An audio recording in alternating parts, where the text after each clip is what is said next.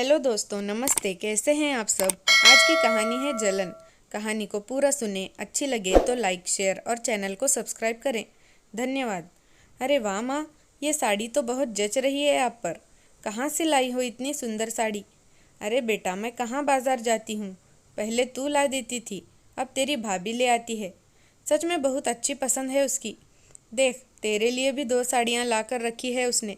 सच बेटा, हमारी किस्मत अच्छी है जो ऐसी सुशील और समझदार बहू आई है।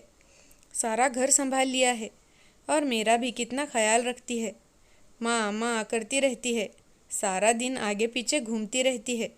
मीरा जी ने अलमारी से साड़ियाँ निकालते हुए कहा, रहने दो माँ। माँ, आपको तो सब अच्छे ही लगते हैं। ये सब शुरू शुरू के चोंचले हैं। अभी तो आपके हाथ पैर चल रहे हैं, बराबर काम करवाती हैं तो माँ माँ करती रहती है। पता तो तब चलेगा जब सेवा करनी पड़ेगी। भगवान ऐसा क्यों करे कि मुझे सेवा की ज़रूरत पड़े। हाथ पैर तो चलते ही ठीक है ना बेटा। मीरा जी ने बेटी की बात काटते हुए कहा, लेकिन करिश्मा से अपनी भाभी की तारीफ सहन नहीं हो रही थी। माँ, ज़्यादा सिर पर मत चढ़ाओ अपनी बहू को कि कहीं लाड़ लाड़ में अपनी चाबियाँ मत पकड़ा देना, वरना बाद में आपको ही आंखें दिखाएगी। मीरा जी की समझ में नहीं आ रहा था कि करिश्मा ऐसा व्यवहार क्यों कर रही थी। जब भी उसकी भाभी की बात होती है तो वह चिढ़ जाती है। निशा का किया हुआ कोई काम उसे पसंद नहीं आता था।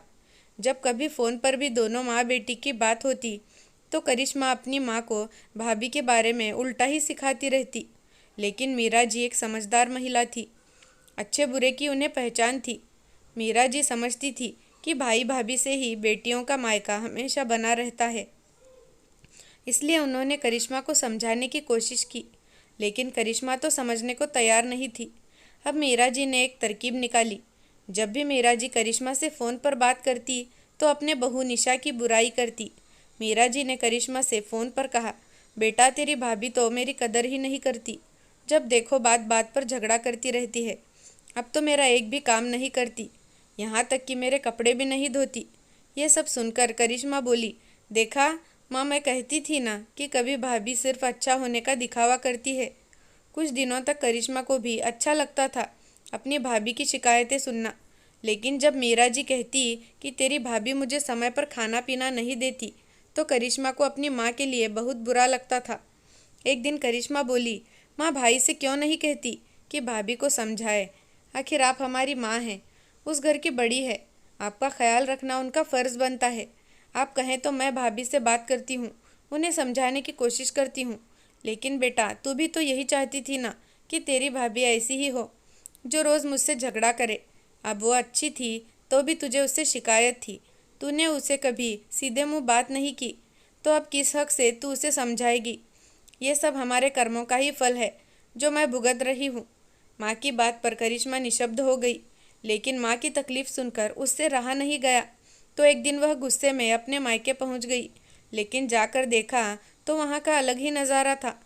माँ और भाभी रसोई में हंस हंस कर बातें कर रही थी। माँ गैस पर चाय बना रही थी और भाभी पकोड़े का घोल तैयार कर रही थी। साथ ही भाभी माँ से पूछ रही थी, माँ, आप कौन से पकोड़े खाओगी, प्याज के या पनीर के। बहू, आज तो प्याज के ही पकोड़े बना ले, पनीर के पकोड़े हजम नहीं होते अब। दरवाजे पर खड़ी करिश्मा अपनी माँ और भाभी को देखकर हतप्रभ हो गई। माँ तो बोलती थी कि भाभी बदल गई है, मेरा भी कुछ ख्याल नहीं रखती, लेकिन यहाँ तो दोनों सास बहू को देखकर लगता ही नहीं कि इनके बीच कभी बहस भी हुई होगी। निशा की नज़र अपनी ननद पर पड़ी तो वह खुशी से चहक पड़ी, अरे दीदी, आप आइए ना, बहुत दिनों बाद आई हैं आप। और वह भी अचानक से। मीरा जी के चेहरे पर भी बेटी को देखकर मुस्कान आ गई। अपनी माँ को खुश देखकर करिश्मा की आंखें खुशी से नम हो गई। इतनी देर वह मायके में रही, देख रही कि भाभी माँ के साथ कितना प्यार से रहती है। उसने कभी अपनी भाभी से सीधे मुंह बात नहीं की थी, फिर भी दीदी दीदी बोलकर उसके आगे पीछे घूम रही है। अकेले में मीरा जी करिश्मा से बोली, बेटा सच बता, तू यही चाहती थी ना कि तेरी भाभी मेरा ख्याल रखे, तो पहले तो अपनी भाभी से इतना उखड़ी उखड़ी क्यों रहती थी। माँ, भाभी ने आते ही आपके जीवन में और इस घर में मेरी जगह ले ली।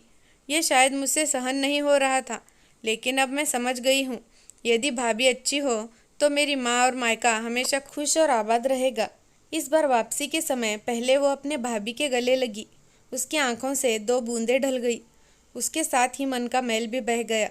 उसके मुंह से बस यही शब्द निकले, भाभी हमेशा ऐसे ही रहना। निशा भी ननद का स्नेहिल भाव देखकर भाव विभोर हो गई। इसलिए हमें हमेशा रिश्तों की मिठास प्यार से और अपनेपन से बनाए रखनी चाहिए, ना कि जलन दिल में रखकर हमें रिश्ते को जलाना चाहिए। रिश्ते हंसते खेलते ही अच्छे हैं। दोस्तों, कहानी कैसी लगी कमेंट करके ज़रूर बताना। धन्यवाद।